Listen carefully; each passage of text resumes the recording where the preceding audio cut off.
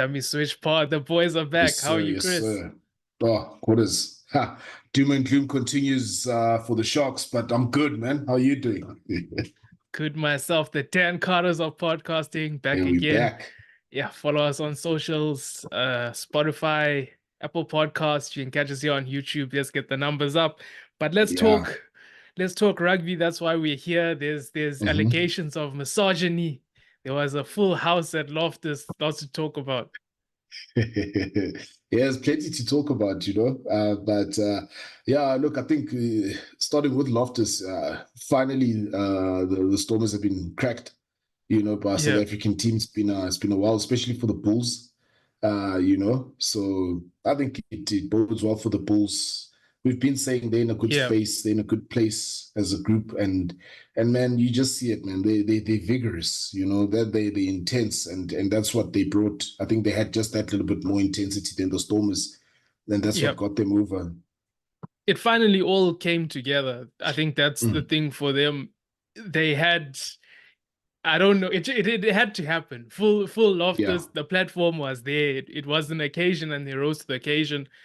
Mm. I think Stormers, Dion Ferry did say post-match that they just pitched up, went through the motions and expected things to happen. And you can't do that, especially when you've got that kind of a crowd and, the guys are pushing on. Fulco Low, I think, was also a big Yeah. plus for them in terms of the Mm. scrum. Maybe an area where they were lacking before. And Stormers, it's just discipline, man. Especially first half. First half, I think they were down 13 points within 13 minutes. It's just, Mm. and it's penalties all over the field. It's penalties in terms of disrupting the scrum off, high tackles, around the breakdown. Any penalty you want, they gave away. Yeah. And look, I think for them, it's all things that they can control, but again, that just, I think, epitomizes what Dion Ferry said, they were going through the motions because they got so used to, having beef. They thought, no, this is an easy plate, they'll get the result that they've always gotten, but not taking into account that, the Bulls really wanted this one, and the hype around it, North-South derby. Yeah, you would have expected a bit more from the Stormers, but at the same time, the Bulls at home are a different kettle of fish, and especially this past weekend, the start that they had, I think that's really Yeah. what got to set the Bulls up. There's that start that they had with that more try. That there was a lot of intensity there and a lot of force and. Again, that Yeah. Storm is not executing the exit well enough. It's all on them. I mean, they gave away 3-4 penalties within the first 10 minutes. You can't exit, you can't get territory. When you do get territory, you can't get a line out right. Yeah. And I mean, like, what, 4 tries to 3, the difference at 1 try, then of course, like you say, penalties, discipline, so in the context of things, when they go back and they look at it, they'll think to themselves, that's one that maybe they shouldn't have. The scoreline, they could have done more. That's the thing. They could have done more, but my thing is, if you're not going to kick for poles, the Bulls were playing this like it's a test match. Hussein, I saw people saying it's the Grey Sox. He was on song. He was playing like he was back at Grey. The boot, in terms of kicking off the tee and his general kicking within the game. Bulls were also winning the aerial battle. But like I said, they were playing it like a test match. They were collecting the points. Stormers, every time they're going for line, and then they're not executing. So I don't feel. You can't say, yeah, no, the tries, the scoreline. It's like, if you are making these decisions, you are literally making these decisions not to go for polls. Not to go for polls, yeah, true, But I mean, the Stormers have, for the most part, they've always backed the set piece, But the same thing, I can also say the Bulls would have scored more tries if they went for the line. Yeah.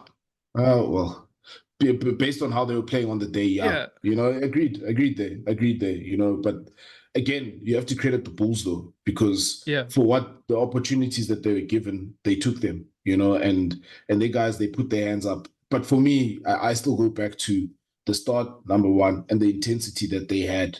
Like I said, they were just vigorous, man. They were just the hits. Everything that they did, there was just that extra effort, and And yeah, look, they can be happy. I think they're sitting top of the log right now.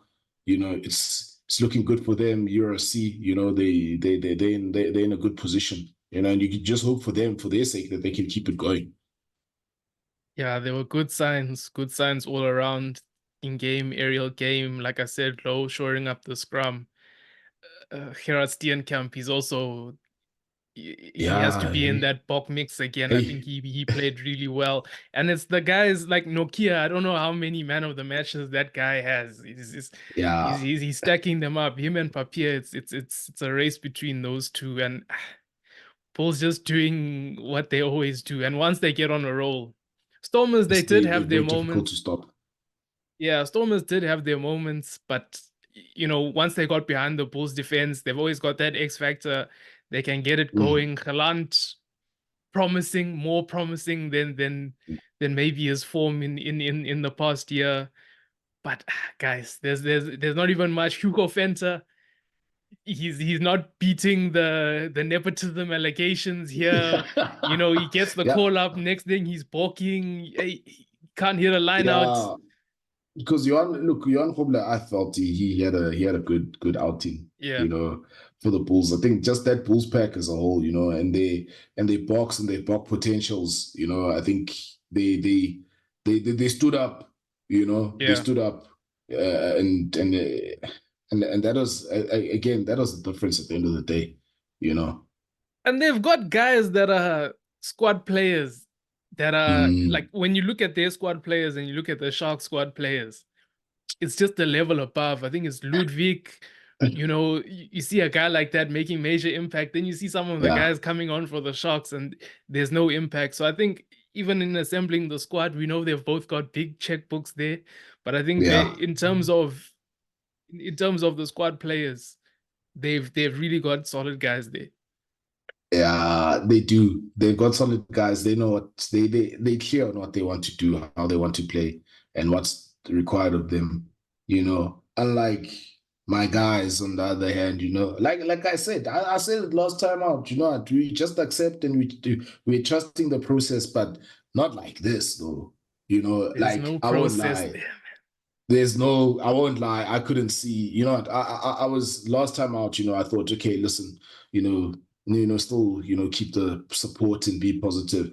But no, this past weekend, I was at at Ellis Park. The Sharks were absolutely trash. I'm sorry. Yeah, they were trash, man. There's nothing good you can say. The only maybe you can say where you can see the difference when Masuku is there. Yeah. There's a bit of a difference there at 10, but in general, no, man. No, man. The discipline issues, and just the lack of, they were just poor.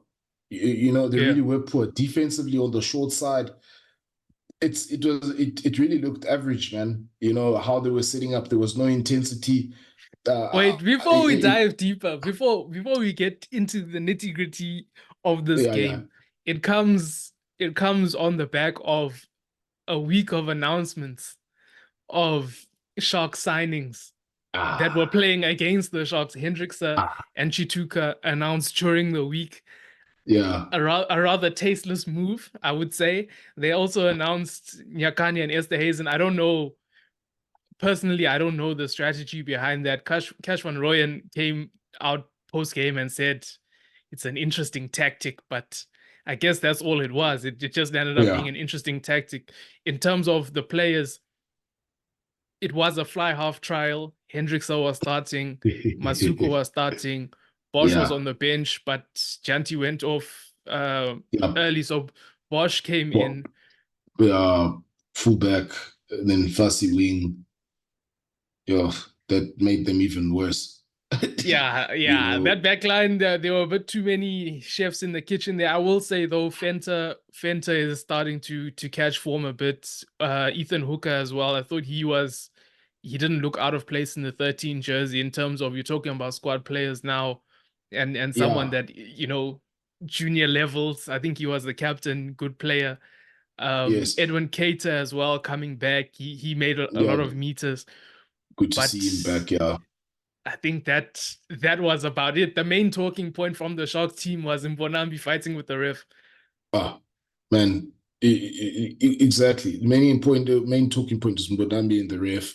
I also got a bit of a scolding in the stands for saying Mrs. Ref. So I didn't know how to, but I guess it was one of those weekends for the Sharks and the supporters, But and then Masuku, the only sort of those little glimpses, and then it was just individuals, shining up, and other than that, honestly, you can't even see what they're trying to do.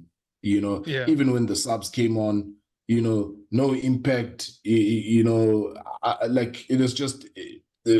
I'm sorry to say, but for the rest of the URC, if there's relegation, these guys are going to get relegated. If there was relegation, they're out. Because they can't continue like this, man. And there's no more excuses because now you're busy signing the players.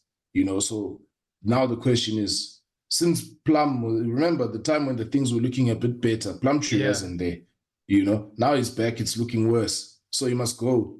I'm going out and saying he must go. But then Powell was the problem. But then Powell steps in and then he's the solution. Hey. I don't trust that one. I don't trust that one. But if we go deeper into the game, Nohamba as well, he was back at 9. Take nothing away from the Lions. Yeah, Lions, they played, for me, Nohamba's form has been better at 10. Then he stepped back into this 9 role, and his form, this is the best I've seen him play scrum half. Yeah, no, he absolutely killed it, They just couldn't handle him. I mean, even you saw with that try, with that step. Again, if you look at how that try even occurred, lazy defending, guys are not talking to each other. Yeah, it's weak. The basics of ABC, pillar posts, setting that up and, talking there. There was nothing like that was happening, and deservedly, they got put away. And the Lions, they full value for their money, for their supporters, and the supporters are coming out. The supporters are coming out. It's not only at Loftus. They were there. I was bashful entering the before kickoff, and I got shut up very quickly, because wow, you don't, if your team doesn't respond, the Sharks didn't never response for the Lions. The Lions executed their own basics. I think they played in the right parts, but then they were also able to defuse the Sharks' attempt at trying to play kicking game as well. So like I said, the Lions are just far better, full value for money, and for them, like I think they've learned their lessons, especially from the few losses that they've had, and you can see that because they're rectifying.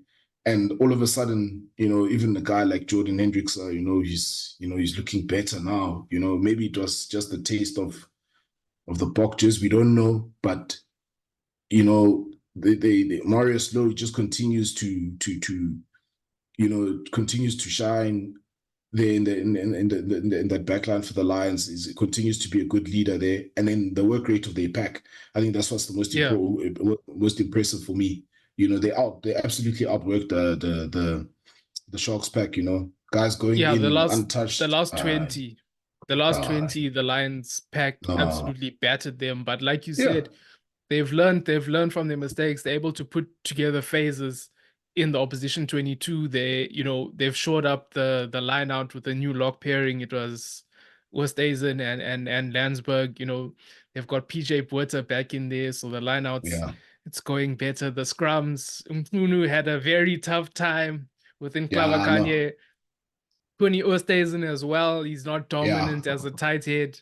And then they brought on Kwesi Mona, who, I don't know how he's still getting those contracts, but more power to you. He's keep getting those checks, man. Keep getting those checks. Look, he doesn't pick himself, at the end of the day.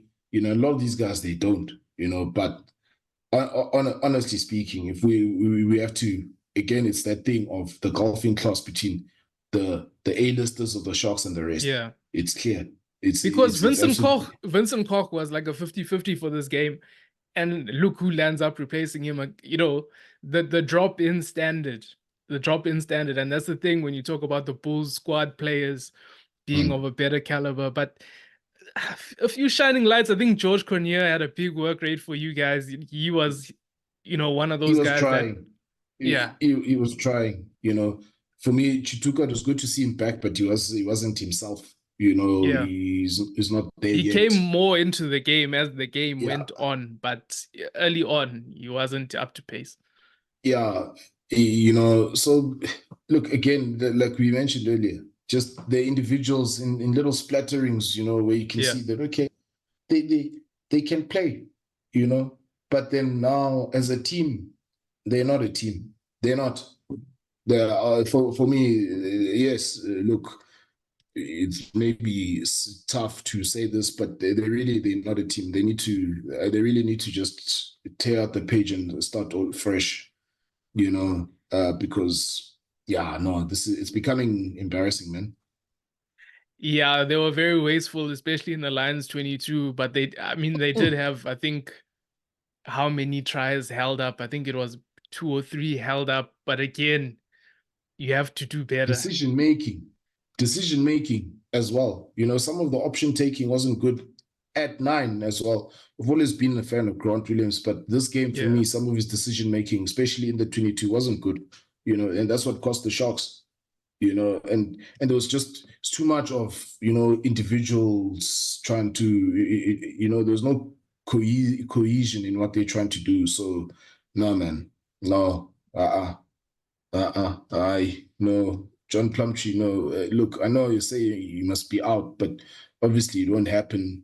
But they must change, man. They need to find something, especially in the URC.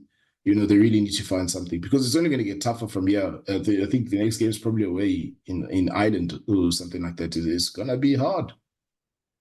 Yeah, it's gonna be a tough one. If you go back to that Bongi incident, I will say throughout the game, okay, there's two sides to every story. The truth is probably somewhere in the middle.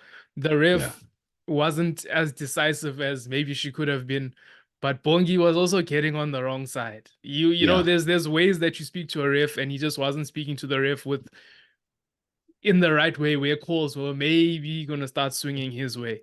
Yes. So, and then walking away when someone is speaking to you is just rude. It's disrespectful. It's That is disrespectful. disrespectful. Yeah, but then again, it begs the question of what's the culture like and the attitude within the, Yeah. is it egos, or what is Yeah. it? Or what is it? You must remember you're bottom of the log. You can't be behaving like that when you're bottom of the log. You know, you need to One win. be One what is it? One win in uh, 11. ah, you know. So are they? I'm not defending. No, I'm not defending anyone. Not defending my no. Poor, absolute poor play, poor attitude, poor all around. You know, we need change. Yeah, just in terms of the Lions again, Nohamba, that cross kick, it goes to Mm. show they were on scrum penalty. They pulled them one way, cross kick another way. Again, that's good coaching. We have to shout out Cash. We have to shout out Lobsha, even though I thought he was a fraud, another fraud there. We have to say the boys are playing, the boys are doing things well. In the recruiting, look at Days and how he put in a big shift. And he was a guy that was off rugby for a bit for medical reasons, came back. Yeah. Even Van Vieren that scored the try, Sergio that scored Mm. the try, the recruiting. It looks like Dobela is also on his way to the Lions. So even the recruiting side, they seem like they're getting it right. So They, yeah, they Lions. they're moving in the right direction. You know, they've been actually. You know, they had a good start, and for them, like we said, this look right now. I think they're probably somewhere, close to the bottom half, but they can find themselves in playoff spot, in a good But position. They're looking, we're in reach. We're in reach. they're in reach, We're in yeah. reach. You guys are in reach, So, look, I'm just happy that at least the what's happening is that the rugby is proving the naysayers wrong about attendance, about Yeah. Ellis Park, because look, it's we've seen it now. The Bulls game, there was people there. This game, There's people there, you know. So Loftus you know, sold out for the island game even. yeah, you know. So I think SA Rugby, barring the Sharks, we're in a healthy position. In a healthy position, you know. But yeah, look, there's still franchise as big as the Sharks. This is concerning. It's beyond concerning right now, you know, because not like that, man. You know, especially that Yeah. last 20. No, not like that, man. Not like that. The guys are going through almost untouched. You know, it was too easy for the Lions. No, with the last 20 they got battered, and Faf Light was there pulling the strings. It Yeah, was, we might see some green jerseys, at the Lions there. We might see some. I'll say this right now, just in my view, the best nines at the moment, Nohamba, even Faflight, and Papi. You Yeah. know, in my view, Grant Williams, Hendricks, they've sort of dropped off a little bit. They're You down know, in as the much as power they rankings. yeah, they've dropped off a little, especially when you look at in terms of the impact and the impact that they give to Yeah. their team. You know, so yeah, you know, the landscape is changing, and I think that's the nice thing about it is that there's opportunities for a lot of players, and there's nobody that's guaranteed. Yeah, I think building up to those test matches, gonna have to start throwing a few names in the hat there of who we think's Yeah, gonna make some yeah, debuts. Kieran Horn as yeah. well. He had a good one. He Solid, scored that try. He did solid butcher Kieran a Horn. try in the first, I think, 4 minutes when it was Hamba made that break, but then he made up for it later on. Yeah, but for the most part, he's been consistently and he's consistent Yeah. and he's been solid for the most part of the season. You know, you can't think of many games where he's put a foot wrong. You know, Yeah, he doesn't.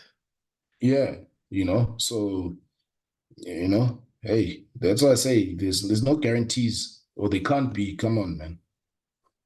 Yeah, who knew? Yeah. He's on fraud watch again. I don't want to Come see him on, near a man. green jersey. Come on, man. Like, come on, man. Come on, Plum.